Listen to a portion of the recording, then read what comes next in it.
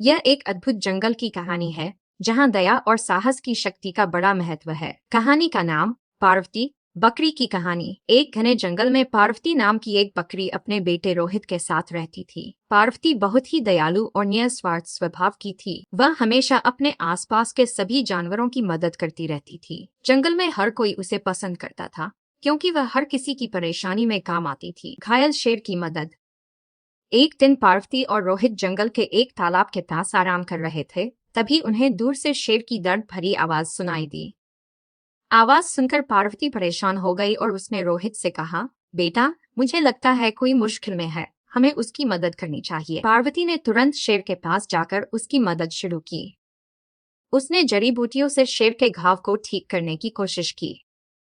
शेर, जो दर्द से कराह रहा था, पार्वती की दया को देखकर चुप हो गया और आराम करने लगा। कुछ दिन बाद जब पार्वती और रोहित तालाब के पास पानी पी रहे थे, तभी एक खतरनाक चीता आ गया।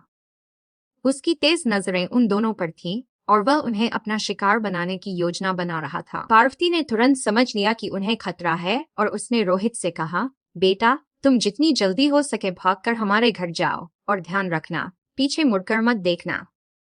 रोहित डरते हुए भाग गया और पार्वती ने चीते का ध्यान अपनी ओर खींच लिया।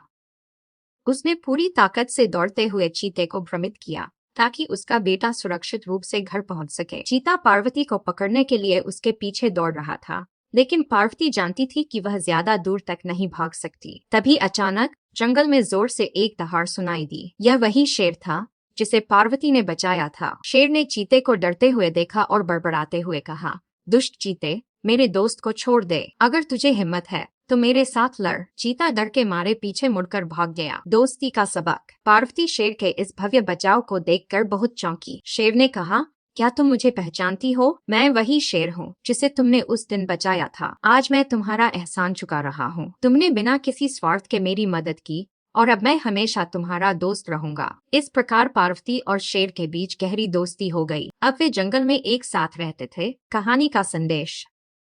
यह कहानी हमें यह सिखाती है कि हमें हमेशा दूसरों की मदद करनी चाहिए, चाहे वह हमारे दोस्त हो या दुश्मन। अच्छे कर्म कभी बेकार नहीं जाते और जो किसी की मदद करता है, उसकी मुश्किल घड़ी में कोई न कोई मदद के लिए खड़ा होता है।